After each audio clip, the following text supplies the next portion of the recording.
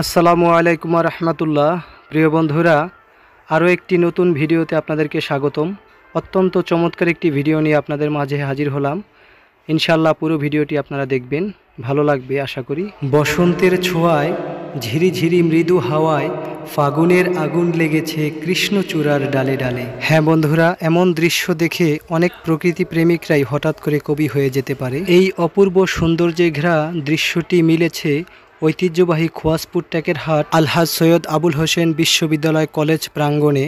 আজকের ভিডিওটি একটু ব্যতিক্রমভাবে করা হয়েছে, কারণ এখানে খোয়াজপুরের ঐতিহ্যবাহী সৈয়দ আবুল হোসেন কলেজ সহ এর পাশে থাকা ঐতিহ্যবাহী খোয়াজপুর টেকেরহাট উচ্চ বিদ্যালয় এবং ৩১ নং খোয়াজপুর টেকেরহাট সরকারি প্রাথমিক বিদ্যালয়কে সংযুক্ত করা হয়েছে এই ভিডিওতে।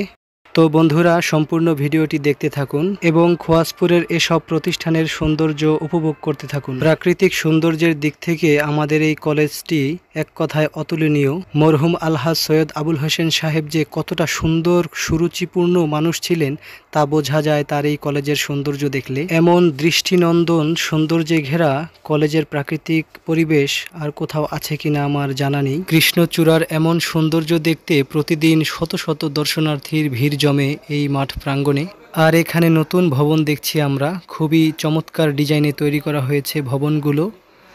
ছাদ থেকে সম্পূর্ণ সৌন্দর্য আপনাদেরকে দেখাবো এবার।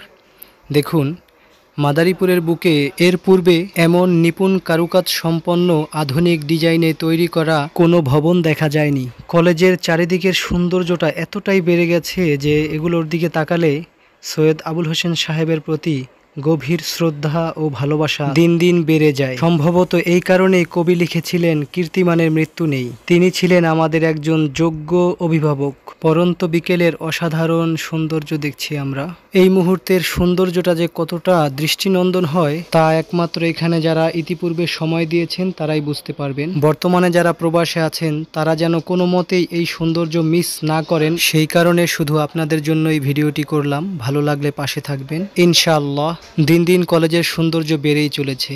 ভালোবাসায় ঘেরা গর্বিত ক্যাম্পাসটি প্রতিনিয়ত আমাকে আবেগিক করে ফেলছে, যে কারণে ভালোবাসা বেড়েই চলেছে। কলেজের সৌন্দর্য দেখতে দেখতে এবার আমরা চলে আসলাম আমাদের ৩১ নং খোয়াজপুর টেকেরহাট সরকারি প্রাথমিক বিদ্যালয়ের মাঠ প্রাঙ্গণে। ঐতিহ্যবাহী আমাদের সেই প্রাথমিক বিদ্যালয়, যেখানে জড়িয়ে আছে নানান আবেগের স্মৃতি। সবুজে ঘেরা মাঠে কিছু গবাদি পশু দেখছি আমরা এই মুহূর্তে।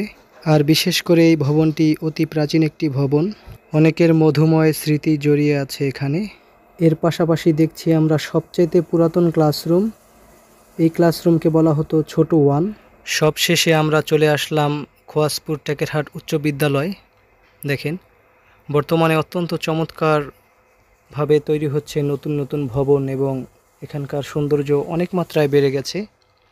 যেটা আমরা দেখছি খোয়াজপুর টেকেরহাট উচ্চ বিদ্যালয়ের নতুন ভবন। দেখেন, চমৎকার ডিজাইনে তৈরি করা হয়েছে এবং খুব সুন্দর রঙিনভাবে রাঙানো হয়েছে বিল্ডিংটি। খোয়াজপুর টেকেরহাট উচ্চ বিদ্যালয় স্থাপিত হয়েছিল 1968 খ্রিস্টাব্দে। খুবই ঐতিহ্যবাহী এই উচ্চ বিদ্যালয়টি, অনেকের আবেগের, ভালোবাসার, শ্রদ্ধার স্থান এটি। পরন্ত বিকেলের অসাধারণ চিত্র দেখছি আমরা এই মুহূর্তে। তো সকলের প্রতি ভালোবাসা, শ্রদ্ধা, ভক্তি রেখে আজ বিদায় নিব। সকলের সুস্থতা কামনা করছি। সকলেই আমার জন্য দোয়া করবেন এবং ভালো লাগলে ভিডিওটি অবশ্যই বেশি বেশি শেয়ার করে দিবেন।